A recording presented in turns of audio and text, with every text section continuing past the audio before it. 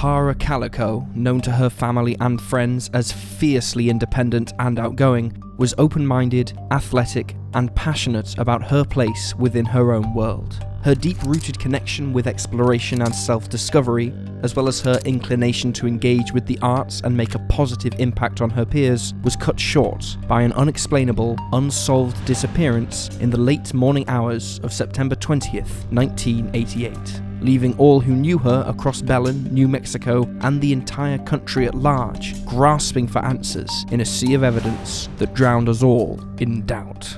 In the hope of providing more substantial reasoning built upon observable evidence and situational analysis, this is an examination of the disappearance of Tara Calico and the suspicious Polaroid discovered in Port St. Joe, Florida, that may or may not give a window into her undetermined fate.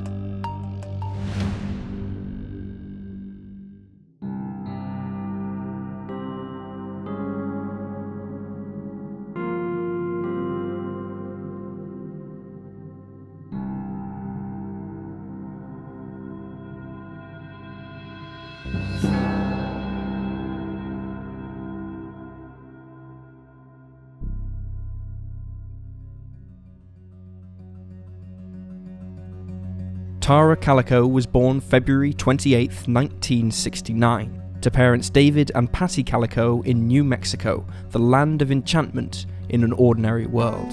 Tara was an adventurous young girl and grew up exploring the great outdoors, joined by her siblings and friends around the area. During childhood, her mother and father divorced, and Tara remained with Patty, who remarried to John Dole and moved to Belen, another regular New Mexico suburb. Belen is the primary seat of Valencia County, New Mexico, taking its name from the Spanish translation of Bethlehem, the legendary biblical town. It's the transportation hub of the greater Valencia area, and primarily a Catholic and Christian demographic. When the Dole family moved to Belen, it seemed like the quintessential place to raise Tara and her siblings, Michelle and Chris. It was perfectly quaint, without a controversy or worry in the world. It's a place described as, quote, small town America, where everyone knows everyone looks after everyone, and no one is outside the realms of safety. Its main economic turnstile was ranching, and it offered many recreational possibilities across its welcoming landscape. This meant it was the perfect place for Tara to engage in her exploratory tendencies, free from the fear of sinister consequences. As Tara entered adolescence and young adulthood, she became a beloved member of her high school class by schoolmates and close friends alike. They described her as an athletic yet highly intelligent individual with an innate kindness not often seen from children her age. She was admired by her peers and revered by her teachers, who noticed her undying responsibility and knack for extreme organization, a trait that would be highlighted after her disappearance. A story told by Melinda Escobel, a friend of Tara's, described her as a friend to anyone. Melinda had joined the marching band in high school, and, at the time, had no one else to confide in or hang out with in the band. When Tara saw Melinda sitting by herself one day, she took this new girl into her circle of friends despite knowing nothing about her, a selfless act of building a better atmosphere for her peers, and a memory that stuck with Melinda well after the fact. After high school concluded, Tara decided to attend college and study psychology, a subject that always fascinated her. She chose the University of New Mexico Valencia branch, which also happened to be Melinda's school of choice as well. The two would see each other frequently and often spoke during moments of freedom. It was around this time that Tara also started dating former high school classmate Jack Cole, a captain of their football team and well-liked student athlete. The two met at a social event with mutual friends after they graduated and started a relationship soon after. They always talked about traveling the state and country together, and often stayed active while dating. This was the preferred lifestyle for Tara, who was a religious biker and outdoor enthusiast. And sadly, it was the first domino to a fateful collapse, when, on September 20th, 1988, Belen, New Mexico would forever be transformed from the idyllic American community to a dark spot of mystery, tragedy, and controversy.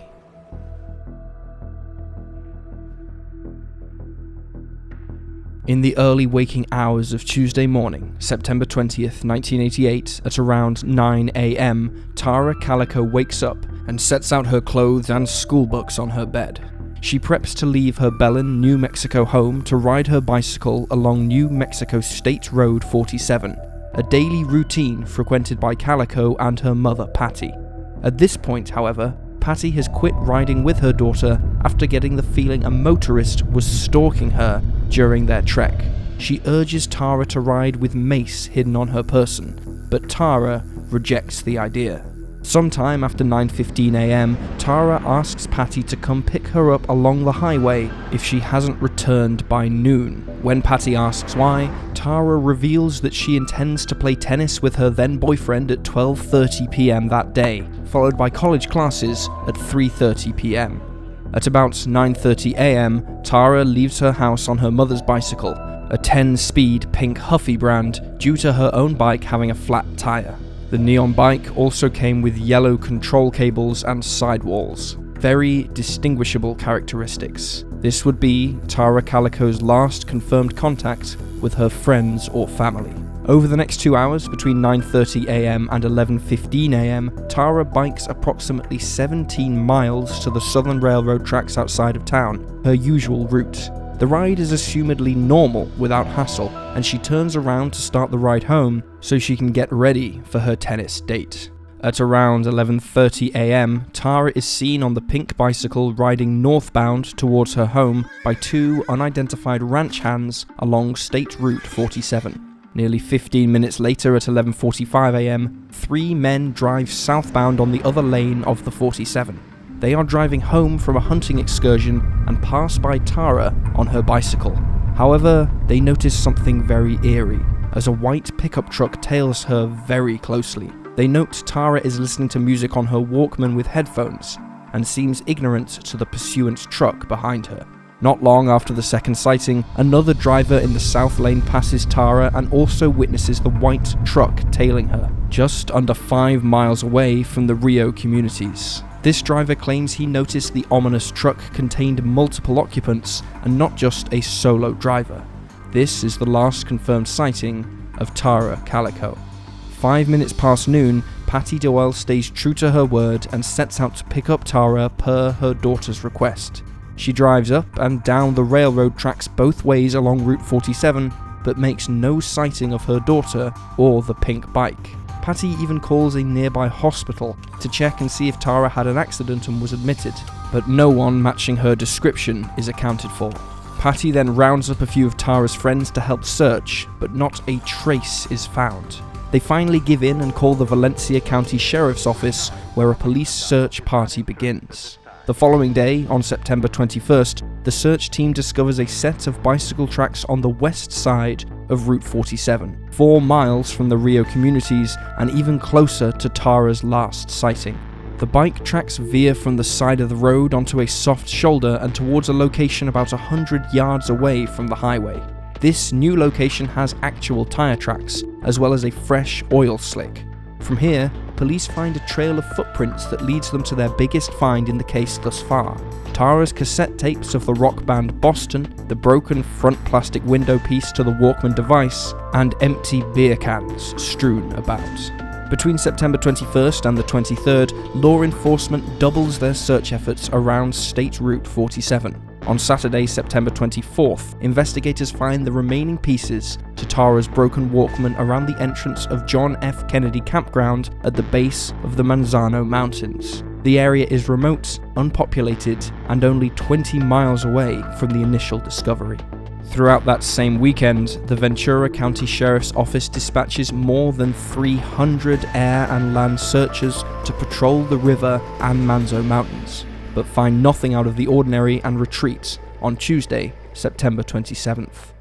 In the following days and weeks, authorities seek out any and all witnesses to Tara's final bike ride on the 20th. They find 7 people who claim to have seen Tara, 5 of which also claim to have seen the white pickup truck following her. 4 of these individuals are even hypnotized in an attempt to pull more details, but nothing concrete is learned. Law enforcement also eliminates possible evidence such as a biking water bottle found in a nearby yard, a patch of uneven dirt alongside Route 47, a connection to the September 1985 disappearance of Deborah Lansdell, and 3 men who were found drinking beer in the back of a pickup truck soon after Tara's vanishing. Their alibis? The beer they were drinking was Budweiser, and the empty beer cans found near Tara's broken Walkman were old Milwaukee. 1 month later, on October 25th, lead investigator Sheriff Lawrence Romero tells the public their main suspects are believed to be 2 males based on the report that the white pickup truck was seen with 2 men inside. The driver is described as 35 to 45 years old, white with red hair, standing 5'9" to 6 foot and weighing 200 pounds, and most interestingly, with wrinkles between his eyes and temples. The truck itself is detailed as a white 1950s to 1960s Ford pickup model with a camper shell, chrome hubcaps, large tyres, and the Ford emblem spelled in smashed red glass letters. Its license plate starts with WBY or WBZ and ends in the number 6. Again, weeks go by, and hundreds of calls and hotline tips pour in regarding the suspect and the vehicle announcement made by police, leading to a few interviews, but no arrests are made, and the case begins to grow cold. On June 15th, 1989, an unnamed woman in Port St. Joe, Florida, comes to police with a Polaroid photograph she found in the parking lot of a convenience store. The picture displays a young female adult and a young boy duct taped at the mouth and bound at the wrists, laying in the back of a van. This Polaroid is broadcast across the country, and relatives of Patty Dole call her to inform her that the girl in the disturbing photograph bears a striking resemblance to Tara. Patty flies to Florida to take a closer look and agrees that the woman in the shot looks like her daughter. Over the next year, 2 more photographs are submitted to authorities that show a young female bound and gagged in a similar fashion, but feature a different woman than the one in the original Port St. Joe photograph. While all 3 are believed to potentially involve Tara Calico, none have ever been confirmed to contain her image, and their status is left up to debate among government agencies and amateur sleuths alike. Decades pass, and Tara Calico's disappearance remains unsolved. Despite endless searches around New Mexico by countless investigators and private contractors, little evidence is ever uncovered surrounding the case. In September of 2008, 20 years after the fateful morning, the then sheriff of Ventura County, Rivera, comes out with a statement alleging he knew who kidnapped and killed Tara, but without any incriminating evidence or bodies to exhume, the conclusion could only remain a theory. His wasn't the only hypothesis circulating the news, and as his peculiar confession wears down on the followers of the case, so does the coverage of Tara's mystery. In 2013, a task force was created by 6 different federal and local agents to reopen the investigation, but over 7 years later, and nothing new has surfaced regarding Tara Calico or her mother's pink neon Huffy bike. When people familiar with the Tara Calico disappearance think of her cold case, the first image that pops into their head is the suspicious Polaroid photograph found by a woman at the Port St. Joe's convenience store in June of 1989. As previously mentioned, the picture appears to show a young woman and a little boy held against their will, trapped in the back of a van without an identity or story. After the woman turned the Polaroid into the police, she mentioned that the parking spot where it had been found was actually occupied by a white Toyota van when she arrived at the store, leaving seconds before her return to the parking lot. The woman was able to catch a quick glimpse of the driver and stated he was middle-aged and mustached, probably in his late 30s. Immediately, the suspicions of the photo began to click. The white van could easily be the van that houses the bound woman and child from the image. Could this van be the source? Could the driver be the kidnapper? Or could this all be a prank? The woman, authorities, and local newscasters didn't think so. They started investigating right away and sent the Polaroid to A Current Affair, where it was nationally televised.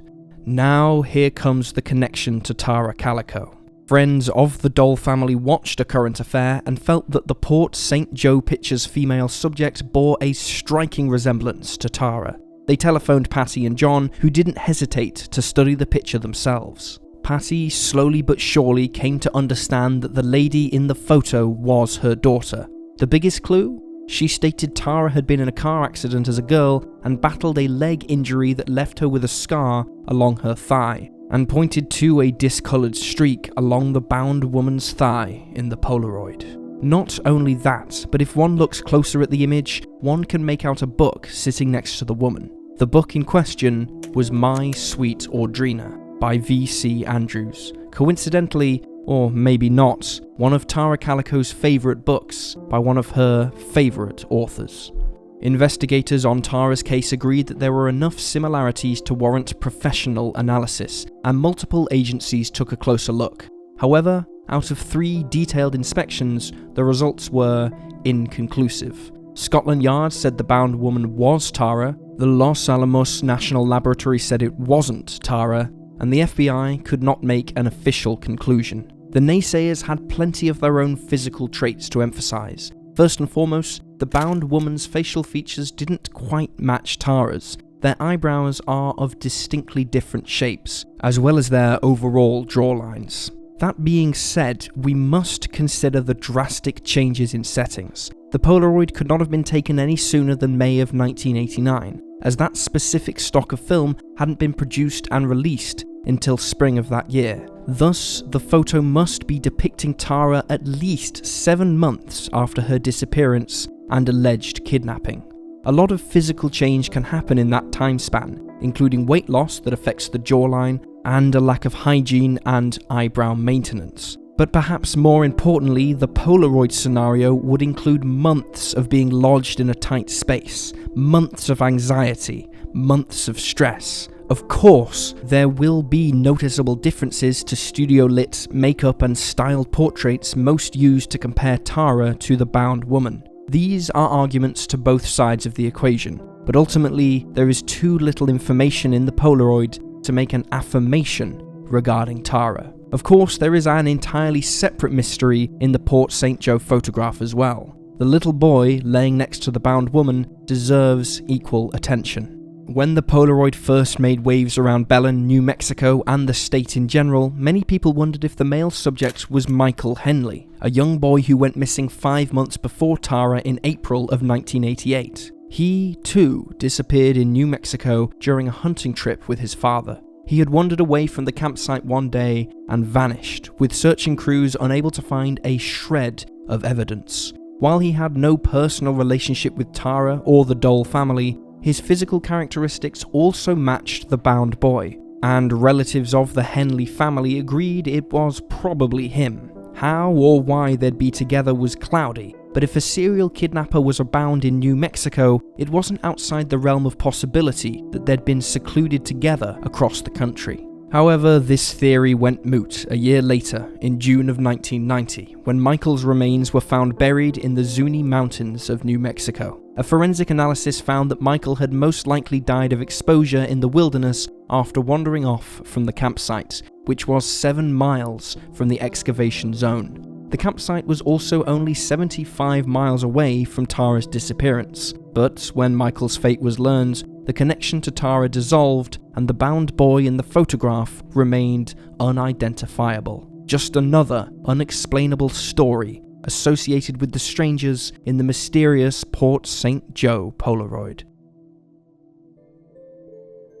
While the Polaroid controversy spawned thousands of theories on its own, none were weighed as more probable as the one that surfaced in 2008 by law enforcement themselves.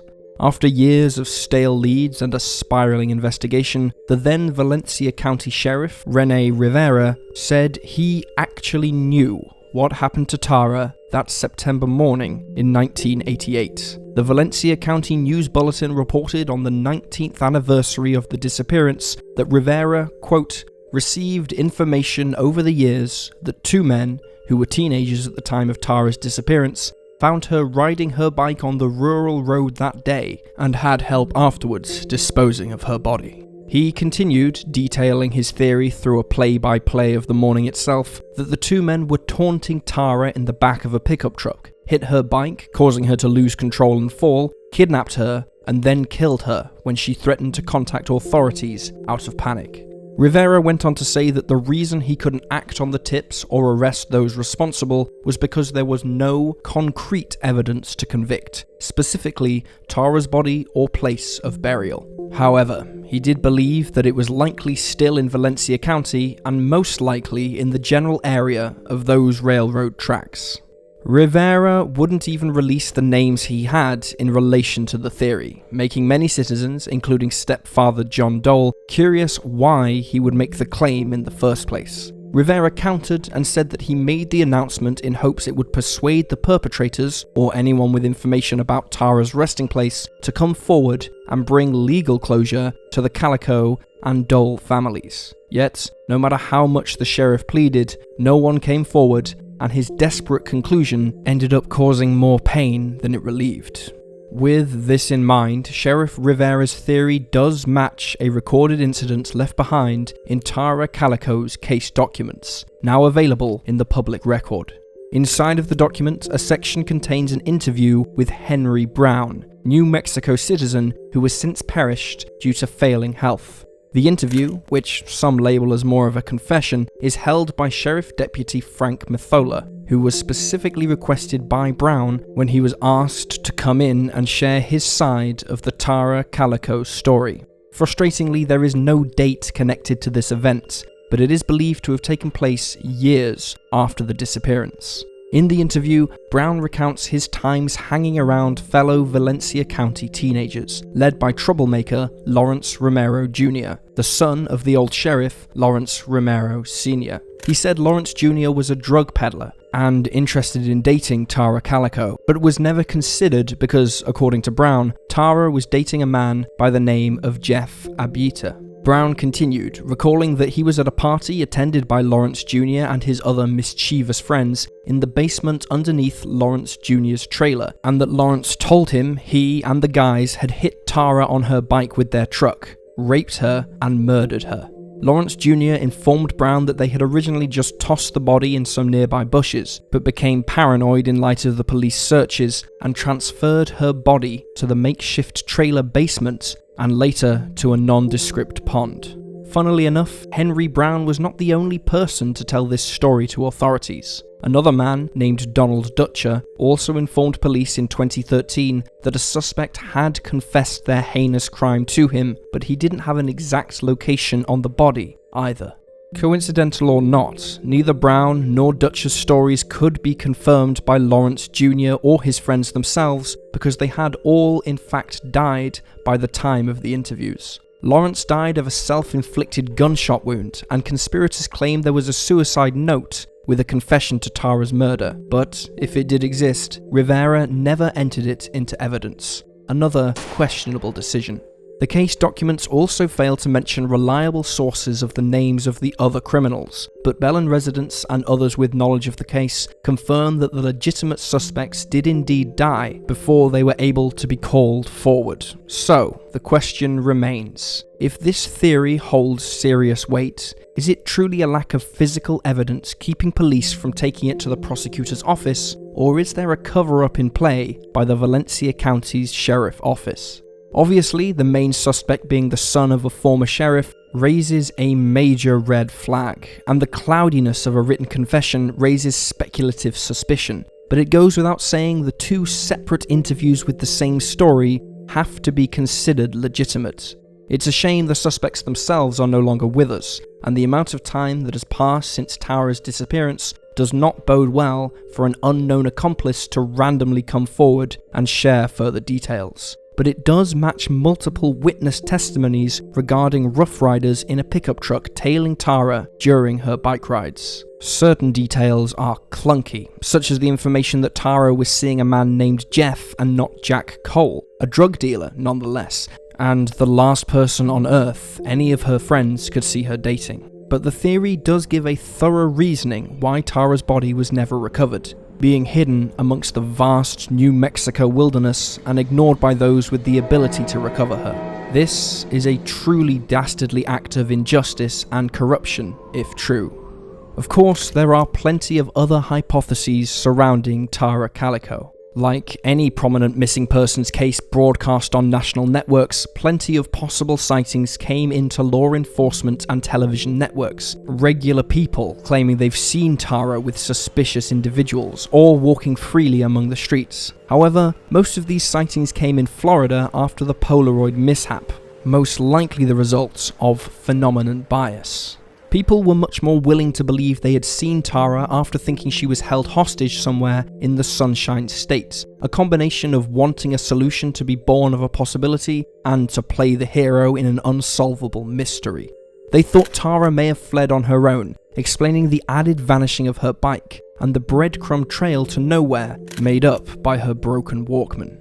Yet the theory made no sense when considering her healthy home life, relationships, and drive to finish school. There were absolutely no warning signs of abandonment, and Tara had plans in place to make sure she wouldn't get lost, a far cry from a scheme to dissolve into the faraway world. Another prominent theory put Tara's fate in the hands of an elaborate kidnapper, a serial criminal with a twisted mind and a knack for public attention. This idea was born not just from the one Polaroid found in Port St. Joe's, but from a series of photos found by outsiders and received by Florida police.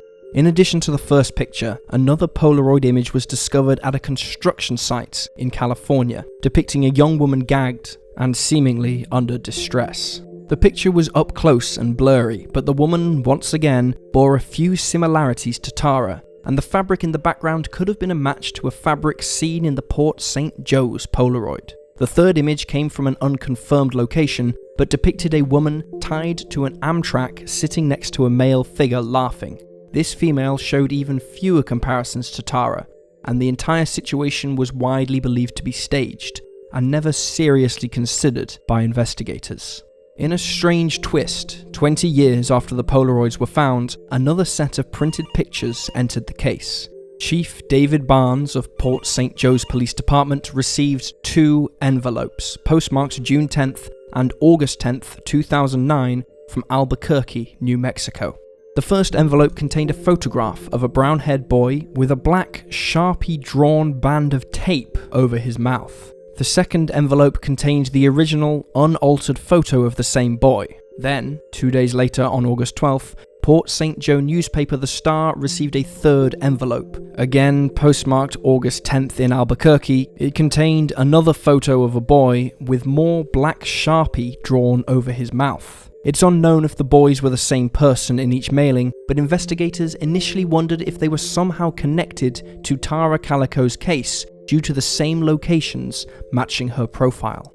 Unfortunately, there were no letters in the envelopes containing identities or any clues at all. But perhaps strangest of all, these envelopes were obtained the same time a self-proclaimed psychic was calling into Port St. Joe PD, talking about dreams she had of Tara dying and being buried in California after running away. She also mentioned she met a girl at a strip club who claimed to be Tara, but that girl was located and mistakenly identified.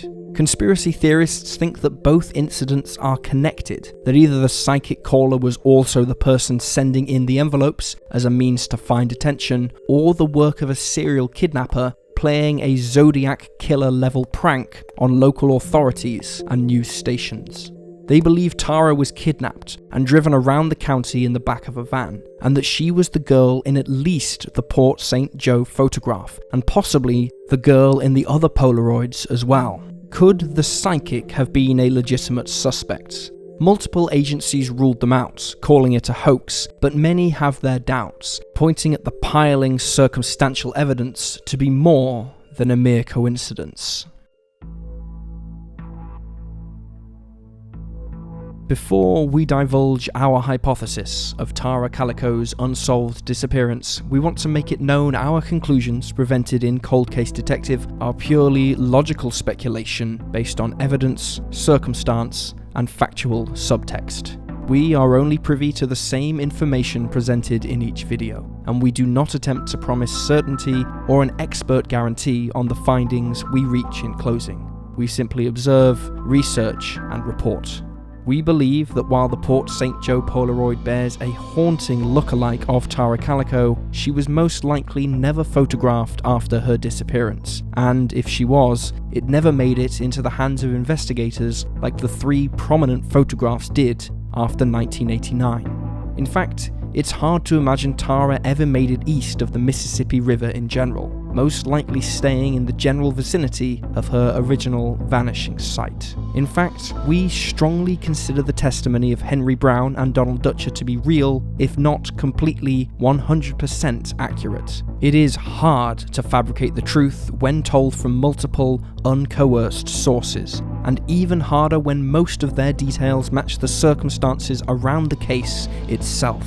However, it is greatly disturbing that the police received such confirmation yet never acted upon it, citing a lack of evidence despite in-depth knowledge of the crime. Was it a full-blown Valencia County Sheriff Department cover-up? It can't be said for certain, but when considering the main perpetrator is the son of a former sheriff, this is not a good look for Valencia County. Thus, we believe that the white pickup truck tailing Tara was indeed full of the suspects, who would have knocked her to the ground, taken her, and either killed her or sent her off with the other accomplices and fled the Rio Communities area. If Tara did survive that morning's kidnapping, where she ended up is as good a question as any, but chances are she perished at the hands of those who initiated the crime, and was buried in a location nearly impossible to be certain of, as the expanse of New Mexico's wastelands are vast, and funds to carry out complex searches are at a low point. Hopefully, the FBI agents assigned to reopen Tara's case can find new leads, and maybe even a surviving suspect. But until then, the cold binds the mystery with a harrowing lack of clarity. In the meantime, we will remember Tara not for the morning of September 20th, 1988, but in all the moments leading up to that fateful day. We will remember her undying compassion and empathy for the human race. We will remember her ability to make anyone and everyone feel welcome, regardless of background. We will remember her humanity and dreams to thrive in an open, unique, and interesting community. We will remember Tara Calico, not for a controversial Polaroid found in a parking lot 2,000 miles away from her home, but for the light she shined over her community and all those she knew. This is Cold Case Detective.